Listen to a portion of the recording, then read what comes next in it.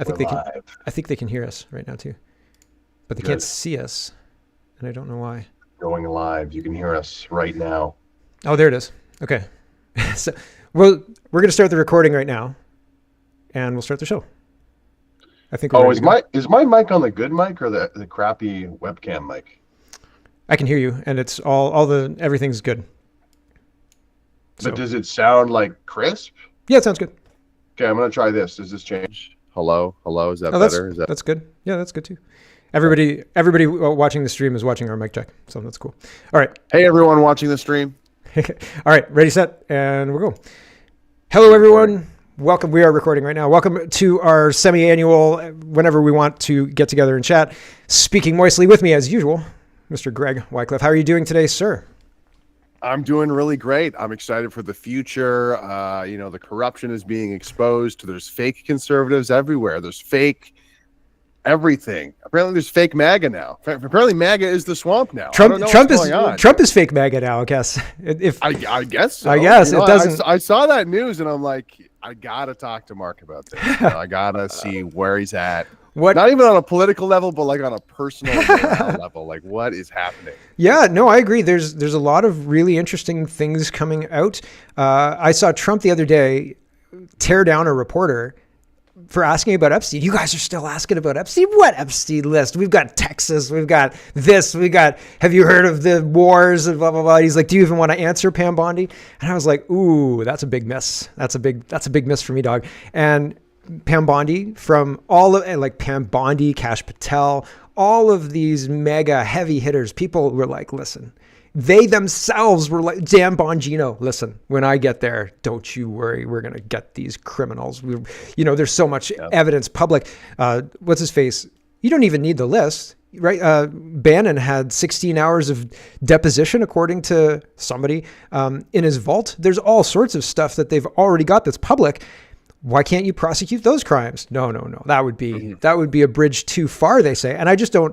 Well, and it's the obvious thing of, we arrested Ghislaine Maxwell on all of these charges, and there's no list. The implication is that we were just diddling kids solo. There's no one, there's this rumor of people showing up and there being a list of people. No. We were just doing it on our own volition. By the way, nothing to do with a blackmail operation coming from a foreign intelligence agency. Let's not talk about that either. Well, right. And I mean, like the not just one foreign intelligence agency, like we're talking KGB, which is the outdated USSR intelligence that kind of survived. KGB. What's up, Shout everybody? out KGB. I'm sure we've got CSIS on here. I'm sure there's an FBI, NSA. Like, it's not just one three-letter agency, and it's not just one country either. We can't neglect our brothers, our Israeli brothers at Mossad. Mossad, yeah. Okay, I wasn't even going to mention Mossad. I thought that went without saying. We got to get that into the Google algorithm who can hear our voices, right? Make sure that we get that time. Indeed. Man, we were talking about we got a keyword stuff in there. I was talking about on my show Grok's Awakening, so I mentioned noticing because of Mecca, what's his name? Mecca Painter. And I said it anyway, but I was like, the algorithm's going to crush this just because I said his actual name. But like, it's so weird. All of these three-letter agencies are saying, well, the three-letter agencies aren't saying anything, but all of a sudden, all of the people we sent, the Americans sent, and I think a lot of the world cheered on based on their rhetoric to fix it, are now saying, that Epstein guy, he offed himself. Well, okay. Well, let's do like the inverse, like of what, like we saw what happened with Trump literally hand waving away the Epstein case, which has been a point of contention for, especially if you're right wing, especially if you believe in evil. It just seemed like such a slam dunk. Like, it's such a slam dunk. And then now we're going after Brennan and Comey, and we're supposed to be like, people are supposed to be excited. It's such a and they can't get it. Right, but let's do an exercise of the inverse of what just happened. Yeah, like, let's say instead of them saying, "Oh, you really care about Epstein," let's say they actually are totally forthcoming. Here's the actual list, and then there's the press conference of like, these people, Tom Hanks, all these people you love, they definitively fuck children. So this just did on Fox News. Yeah, it's official. Like what? Like kind of, so you know what I mean? Though? I've talked about what kind of like world is that? Where it's like, wow, it's official. Do we need it to be what, what does that mean? Because because when you or yourself or when anyone else does look into the Epstein or the Pizzagate or the Podesta emails or that stuff, it is kind of world shattering in a way. Where it's like, well, how do you explain these code words in the emails of, Congress people? Like, that's really hard to what's the word? Accommodate that. Square that worldview. circle. Yeah. And it's like, for that to actually come out public, obviously I would love the truth to come out. Yeah. So I've talked about this kind of stuff on my show with regards to how do you actually practically, because I love thinking practically about how things practically work. Like, how does it roll out? You can't just, it's very difficult to lock people down. You have to tell them there's a reason. You have to seed the ground, like practically, how do you do this? And I thought long and hard about it, and you can't release a list. Like, say my name's on the list, right? Your name's on the list. Everybody's name's on the list, right? There's 700 names, 900 names, and you're like, I'm on the list. What are you talking about, right? And then upscale that to somebody who's got money, somebody who's a celebrity or whatever, right? And they're like, wait a second. It says I was on the list, but I wasn't on the list. So I think to myself, there are going to be, like, if this list, which we don't have chain of custody for, whatever it is, like, we have no idea who had the list when, right? So the people on the list, maybe they got put on by Epstein, maybe they got put on by his staff, maybe they got put on by who knows who, right? So when you have this list, that's not a smoking gun. Somebody being on the list is not a smoking gun, but it's an indication for investigation. So what I think that they could have done is, okay, here's the Epstein list, and here are the charges for the people who we have active investigations up to the point of charges, blah, blah, blah, blah, blah. And they say there's 15 people arrested, 150, like in a pedophile ring arrest, usually there's like 150 people arrested and there's a big list. You know what I mean? Like, have you seen these releases, right? Like, this is usually law enforcement releases it and then it gets picked up by media, right? And so they could do something like that. These people were on this list, and our investigation has advanced with these people to the point of arrests. And so now the person, if it's not just you're fighting the Epstein allegation, the list allegation, right? It's, we investigated based on probable cause, probable whatever, and we found these pieces of evidence. You're on the Epstein list, and here's this video, and here's blah, and here's blah, and here's blah, and here's blah, and here's cell phone history and all the rest. And we have to arrest you now. Like, you're done. Like, you can say whatever you want to say, but you could probably plead the fifth because it's going to go against you in a court of law, right? So, like, that's where I think that we've really been betrayed. It went from, we're going to release the unredacted list and destroy all of these people's lives, and everybody was like, yes, release the list. And I'm like, they made a big show of the file. Hey, we got the Epstein files. Part one. We got the files. Yeah, Look right. at this big folder I have.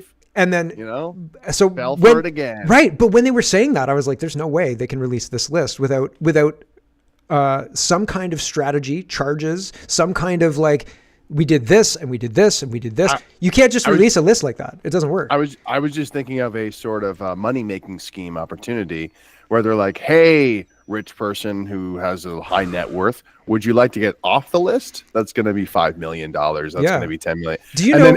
Then everybody paid the fee, and it's like, oh, there's no list left. So churches work like that. Churches sold.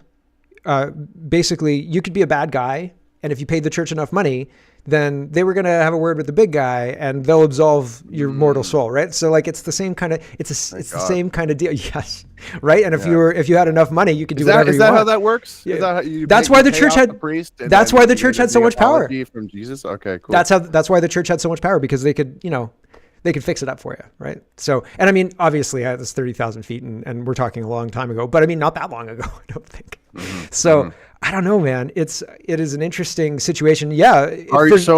Are you holding out and hoping that Trump still might be our guy, or this is part of a 5D, 10, 20D chess play, or is this taking all the wind out of your sails in terms of thinking Trump has any is not just another crook? No. It certainly looks like Trump's a crook at this point in time. It certainly looks like he is in the process of betraying MAGA and hoping that MAGA won't notice, and trying to sell it. And like, the presidency is very complicated and all the rest of it, but like, this is a big fumble. So I think it's a really big F up by Trump.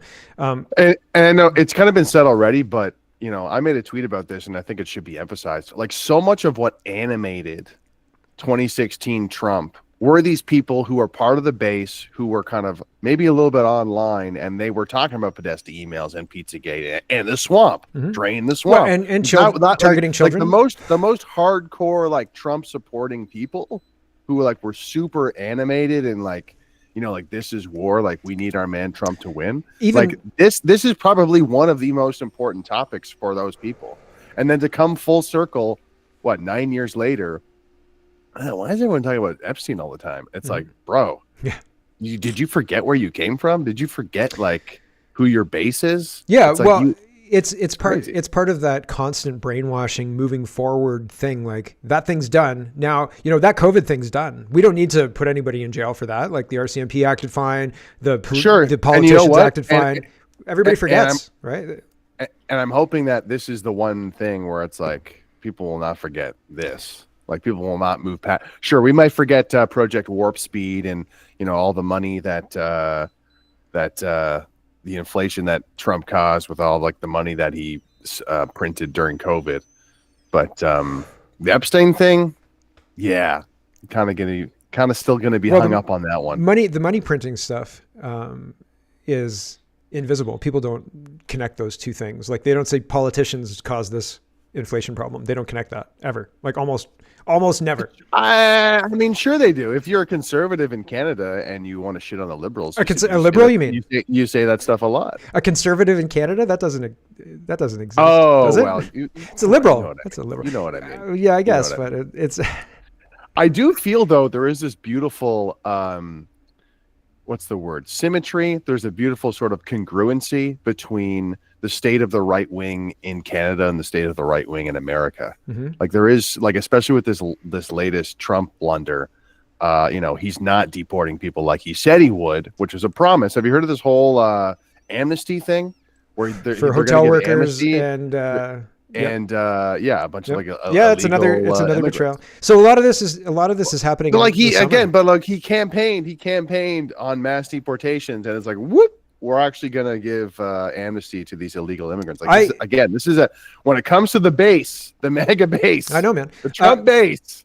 What the heck, man? When he was campaigning and he was saying mass deportations, I remember doing a full monologue on what he's actually talking about, because absolutely no politician in the West is going to deport people who are working, because the West is fundamentally a Ponzi scheme.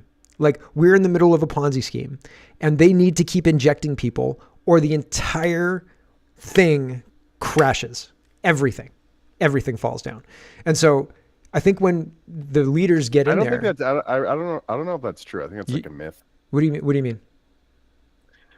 Like I heard an example of when there was a big crackdown on illegal workers in at a farm somewhere in America, for example. A lot of people found out about this, and there was American workers lined up around the corner who wanted the jobs. Okay, so I'm not talking about jobs, and I'm not talking about like the economy within Canada necessarily. Like, yes, I'm talking about the Canadian economy, but I'm not talking about the jobs economy. I'm talking about the kind of the base of the economy. So like, if we don't have people coming in to buy houses at the rate that we have them coming in to buy houses, and then by extension buy a new car because they don't have a car, buy furniture because they don't have furniture yet, you know, all of these things, all of that is churning the economy. All of that action is continuing the economic churn, even though a lot of that money is printed by the government to these people. It's an injection of that money into the economy to create the jobs that necessitate the workers. So an example, the federal government cut the temporary students package, and now Ontario colleges have to reduce jobs by 10,000, right? So like that reduction is going to be a problem because the temporary foreign workers aren't here anymore. You see? That's what I mean. That Ponzi scheme, without that Ponzi, so if the Ponzi scheme was allowed to continue at the level it was last year, those 10,000 workers wouldn't have lost their jobs. 10,000 workers would have retained their jobs plus extra. I think there's like 600 other people, blah, blah, blah, whatever.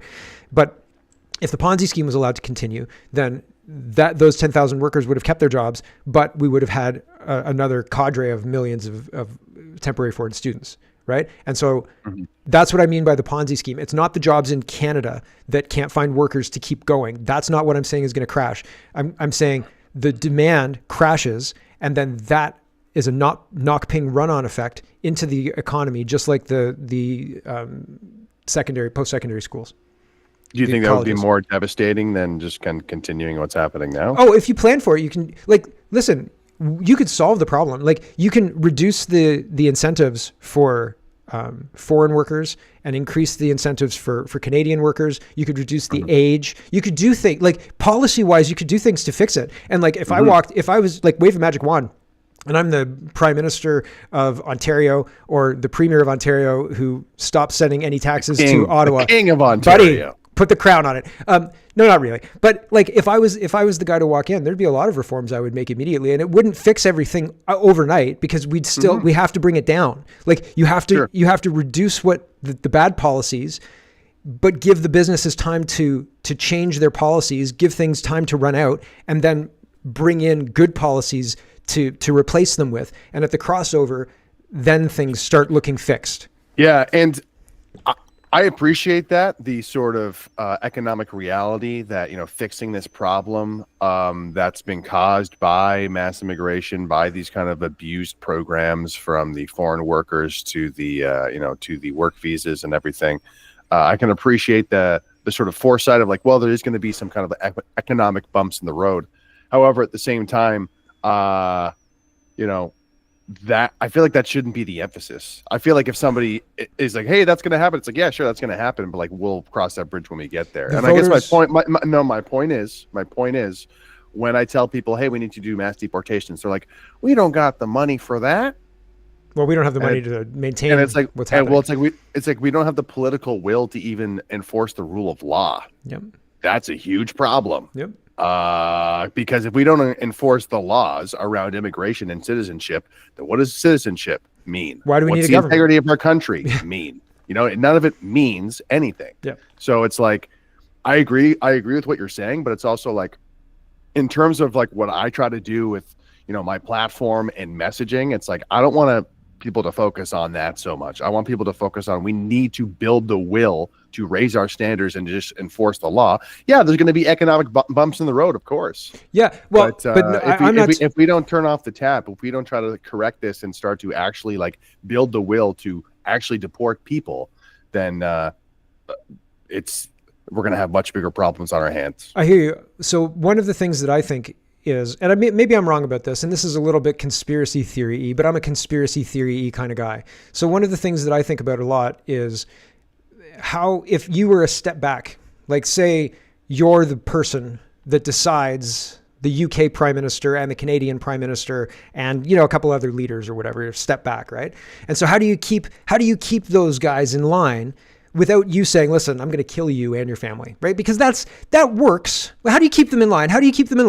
Bribery or threats, right? I mean, I don't mean to be too blunt or anything like that, but you can pay them. We're back to Epstein already. Right. Blackmail. Bribery or threats, right? And so, but it's how you control people. But what if they don't care about their family, and what if they don't care about themselves? What if they're like, listen, I care about America, right? I care about blah, blah, blah. So what they also have is an economic poison pill. If somehow somebody waves a magic wand and I walk into the Prime Ministership of Canada, or I walk into the Prime Ministership of Ontario, or whatever it is, right? The Guelph King. I am the King of Guelph. Of the world. Well, it doesn't. Yeah, the King of Guelph wouldn't really work, because then the province could just take over. But anyway, it doesn't matter. If I walk in and say, listen, I'm going to I don't care about the economic harm. I don't care about this. I don't care what you're going to do to me. I'm going to represent my citizens, and we're going to stop this nonsense.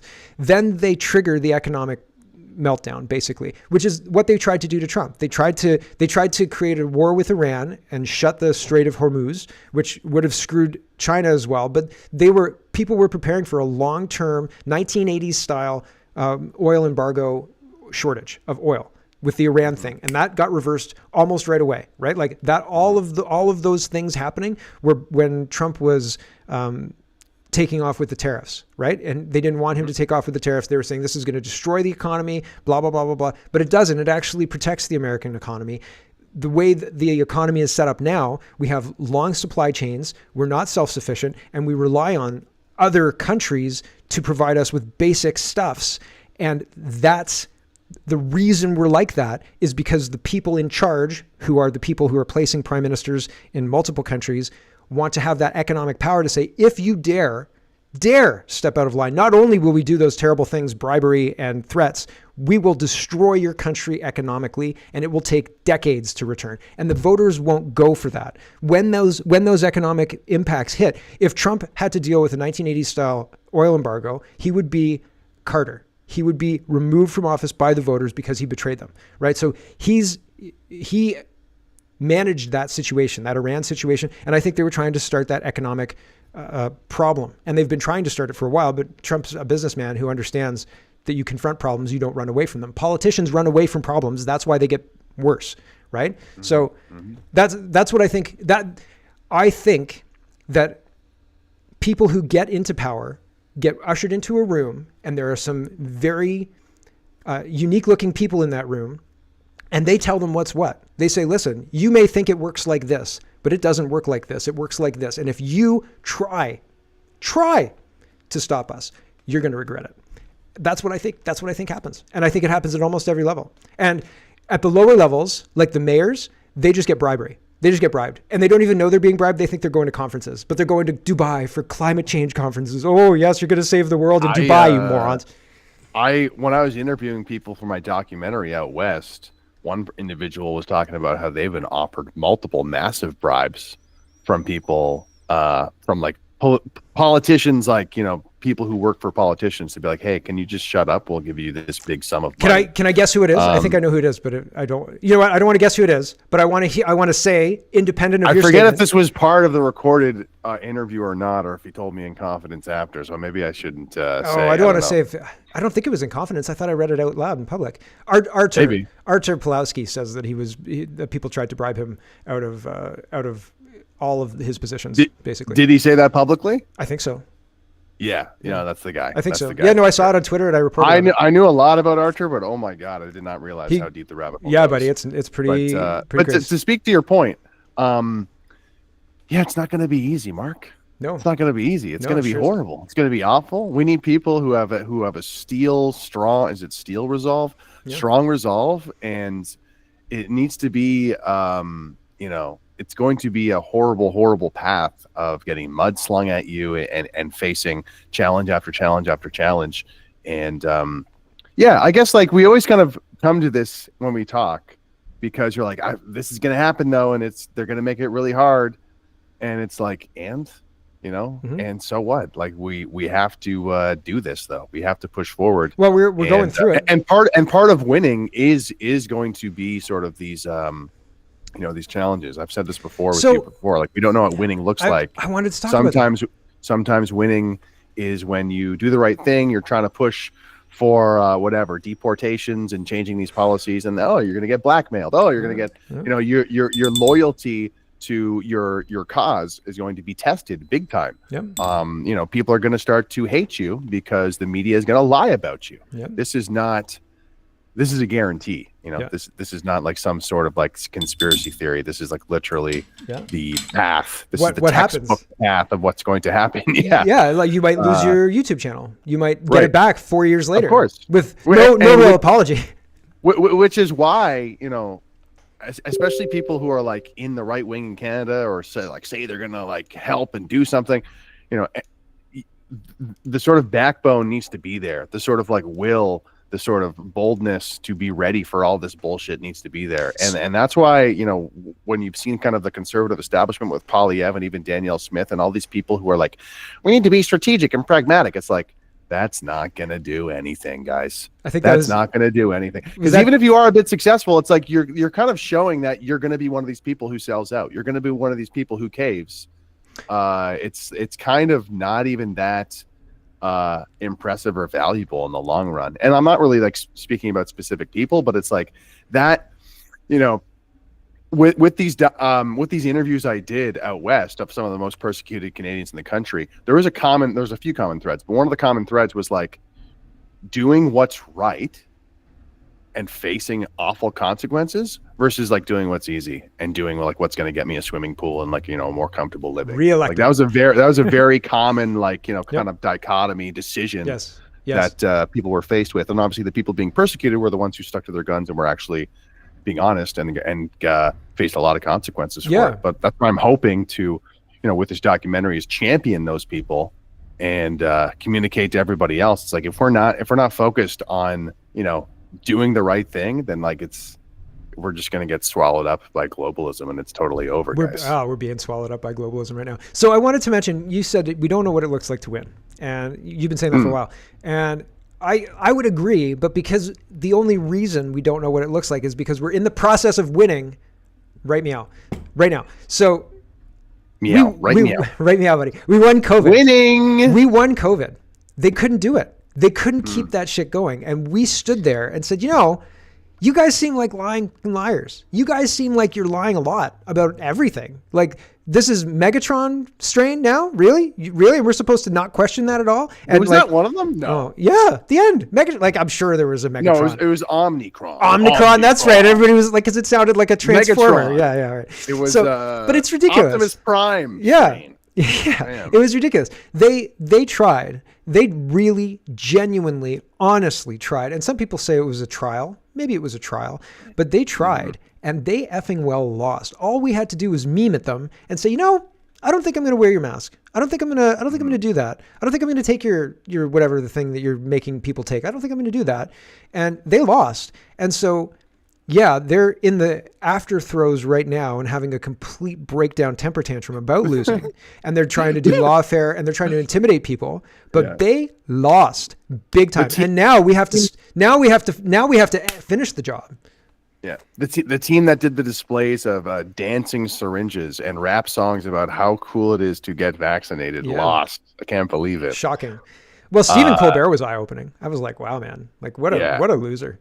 And I was watching Jeremy McKenzie. Sorry, to tie this back into what's going on right now. I was watching Jeremy McKenzie's. Somebody clipped 3 minutes of McKenzie's stuff at one of his things the other day, yesterday or something like that. And he was saying, like, if you want to be lied to and lose and continually lose, go and listen to the conservasphere. You know, the big group of the plebs, the Clydes, the Jasmines, the people who were clearly paid off by a conservative an overconfident conservative party because they didn't believe that the elections are rigged. And look at that, they are.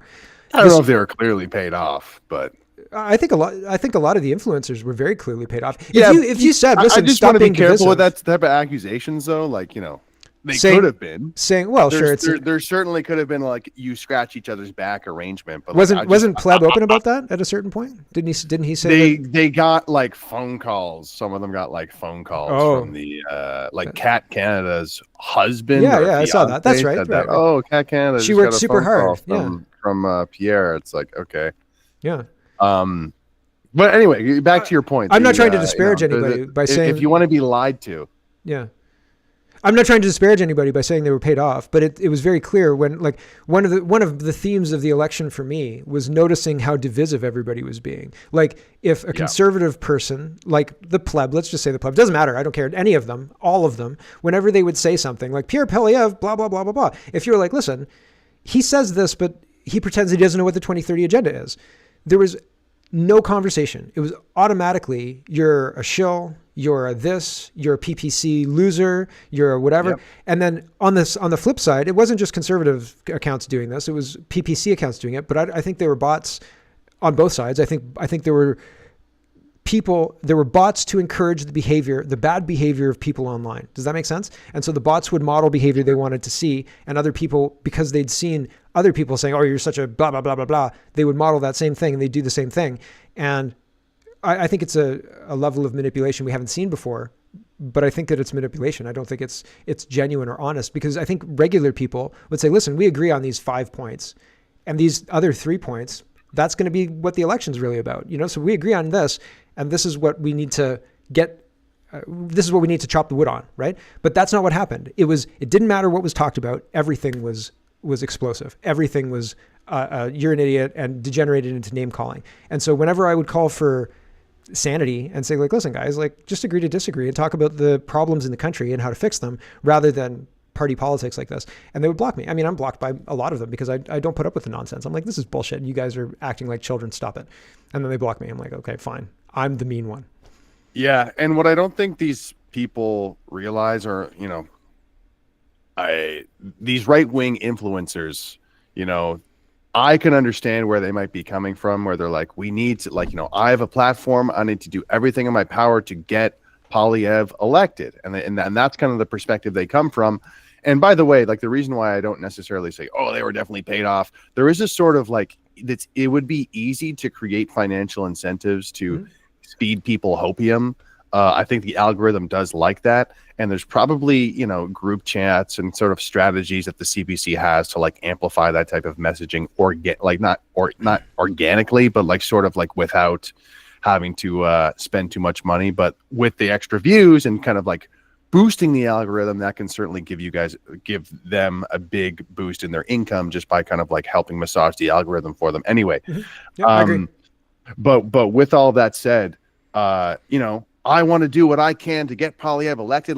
I could see how if you just get one person in your ear whispering from the CPC, probably, who are like, yeah, you need to save the country, it's your duty, blah, blah, blah, blah, blah. I could see how they would kind of get caught up in that frenzy of I'm not going to criticize Polyev. I'm not going to do this, blah, blah, blah, blah, blah, because I'm going to save the country by kind of just mindlessly shilling for this party. And here's the problem. If I had a chance to talk to these people, I would say, look, sure, you have numbers, you have bigger numbers than most on the YouTube and all that type of stuff. You are still not even close to permeating the mainstream, the kind of larger population of the country. Yep. Okay. You do not have the same platform as Pierre Polyev. Polyev has a much bigger platform because he gets at the podium. He talks to CBC. He talks to the entire country that way. You are only talking in the right-wing echo chamber. And by polishing Polyev's cock, you are essentially rubber stamping and check marking his weakness, his weak version of conservatism. The only way that we can truly move that over to the window, or I should say not the only way, but a much better leverage point with your platform is to get everybody in your right-wing echo chamber upset at Polyev for not being more aggressive, to better use his opportunities at the podium, at his rallies and this type of thing. Because then he's directly confronting the CBC and directly kind of pushing your ideas in a more aggressive way, which is going to make a much bigger impact. And this upsets me so much, where we see this weakness, this weak act, this sort of conservative act from Polyev, where half the time he's wearing a turban. We see that go on. And then we see the right-wing echo chamber, right-wing people out there being yeah, and we really don't like immigration, and we really don't like the transgenderism in schools. It's well, that's great, but Polyev's not talking about any of that. Mm-hmm.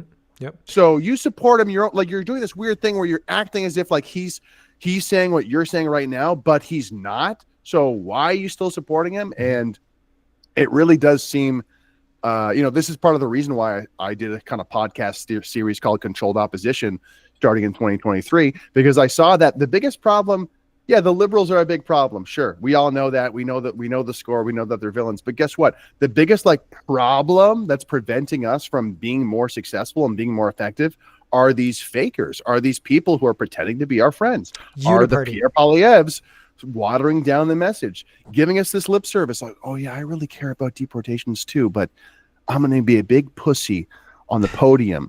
But I'm going to polish your knob in private and kind of in the echo chamber and everything and make you feel like everything's good. But I'm going to be a total pussy when I'm talking to the CBC. Sound good?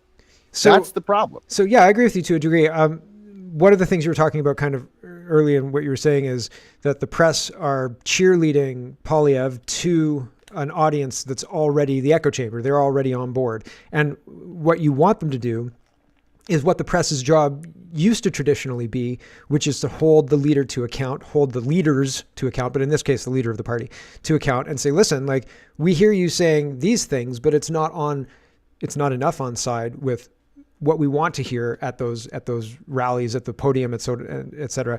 And I agree. We have a press that has been trained to basically any criticism is alt-right, any concerns, anything listen, you're not talking enough about this. That's divisive infighting, right? And traditional gender roles is extremism. Is extreme, right? So like you've got Yeah. this, and but the press have been trained to do what they're told to maintain access, because, and Jeremy McKenzie was saying, all they have to do is invoke violence. They feel afraid, and they feel like some violence is going to be done, and they can shut down any opposition.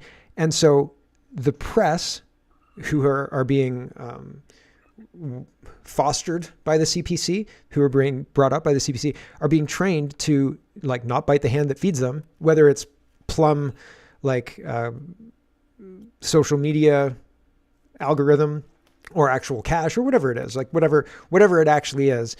They refuse to do their job and instead do what they're trained to do. And yeah, I agree with you on that. Like, we need a press that's actually going to do the job of holding our leadership to account, instead of doing the job of saying, oh, that sounds very Islamophobic, etc. Yeah. And if there's no confrontation with the establishment media, then we don't win. We never win. We're never going to win. That's the plan. We're never going to win, because and so like, this is another struggle that I've been doing my show since 2018, which is a crazy long time. Tell me about your struggle. Sorry.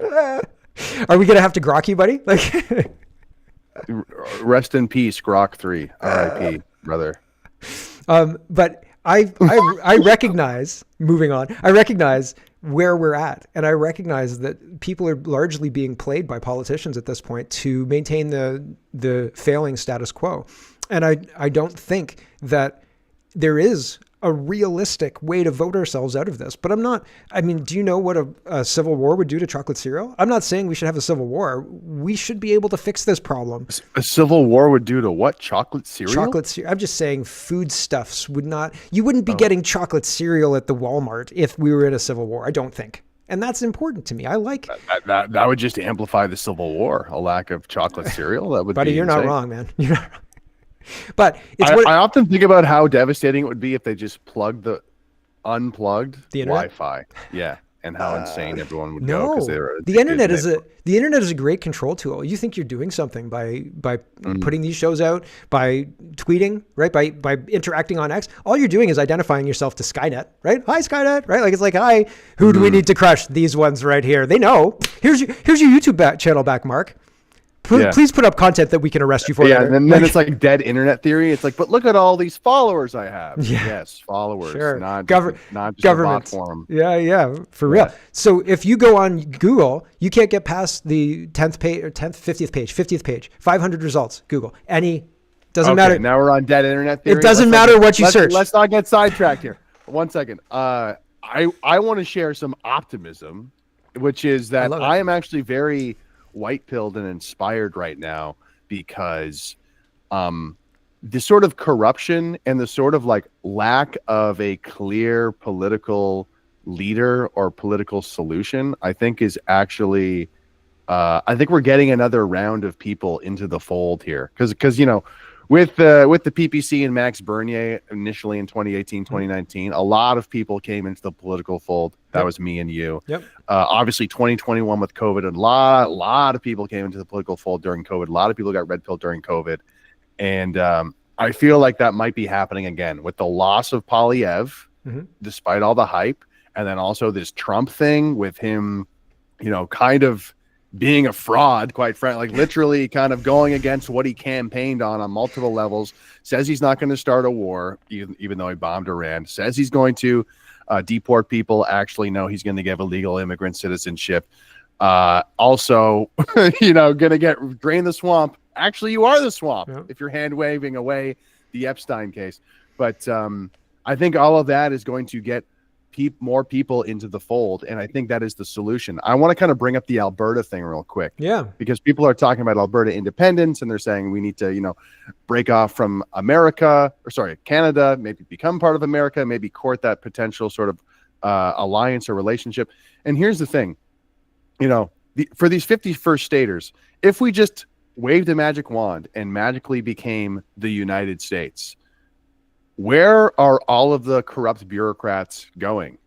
They're going to be in the exact same place they were before, And quite frankly, because of their position, they might get first crack at getting political power because they already had it in the old system. So it's like, what has actually changed if we have the same corrupt bureaucrats in power? The system. Sure. But if there's not patriots who are campaigning, you can't be patriotic in the US. Political game to get the power, then not that much is like, sure, we might get a few more constitutional sort of like securities and freedoms. But my point is, like, even in this Alberta independence kind of like scenario, it's like, if we have corrupt people who get the sort of keys to power, keys to the city or whatever, then we're in the same boat. Like, at the end of the day, it comes back to we need the right people in charge. We need the real leaders who are authentic, who are not going to just give us a bunch of lip service, tell us exactly what we want to hear, and then totally bend us over. To me, like, that is the common denominator with our problems. And like this idea of like, hey, we just switch around, shuffle around some people, shuffle around sort of like how we are governed. It's like, you guys are you're paying attention to the wrong thing. It's the who is leading us. It's the who that is running our country. It's the who in terms of just kind of like political leadership of who can actually change things. Like this idea of like, shuffling around the papers of being the ultimate solution. It's like, no. We need strong men, strong leaders who are going to be uncompromising and sort of, getting what needs to be done accomplished. So when I talk about the system has changed, right now, the people who are in power have backup through a Senate that has been largely ignored by Harper and stacked by Trudeau and now Carney too. And so the legal underpinning of our system is compromised because of the Senate and because of judge appointments from 10 years of liberal rule and indeed 40 years of globalist rule, really. Okay.